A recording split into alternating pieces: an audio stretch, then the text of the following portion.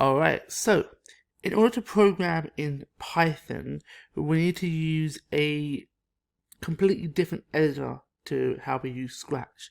Now, there are a range of different editors you can use. We're going to use the one called Replit. Replit is done in the browser, so there's no need to install any software.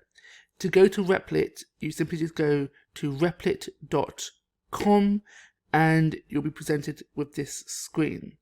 What you want to do is first of all sign up. So you click sign up, and then over here is your sign up page. Not that different from any other sign up page. Enter your username, your email, and your password. Create an account. Now I've actually already got an account, so I'm going to go back and I'm going to click login. Okay, now here you can see my details are already in. I'm going to click login.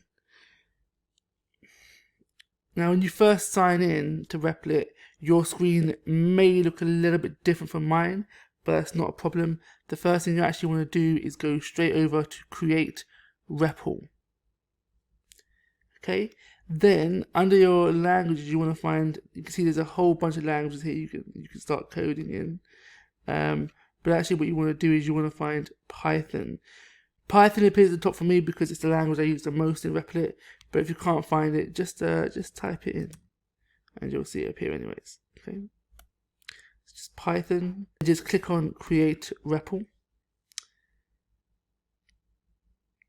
and this will now bring up your screen where you can start programming in Python. It's got a similar sort of layout to how Scratch has in terms of having split into 3 different columns. Okay, so on the far left, this is a section that in year 8 you won't really be using.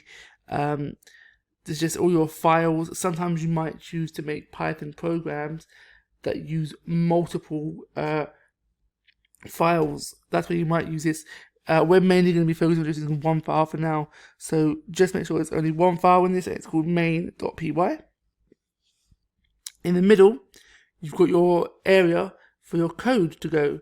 So this is where you actually type in your Python code, and then when you click the green run button, you will see on the right hand side in the console, this is where your program will run. So for example, a really quick program right now, print hello world, click run. You can see hello world appears there. We'll be having a look at this in other videos later on throughout this term. Now, if you would like to share your Python file with your teacher, once your email is confirmed, just like in Scratch, for Replit, it's actually a bit different. It's actually easier. You just click on this link up here and just copy it and share that link with your teacher, and then you'll be able to let them see your code.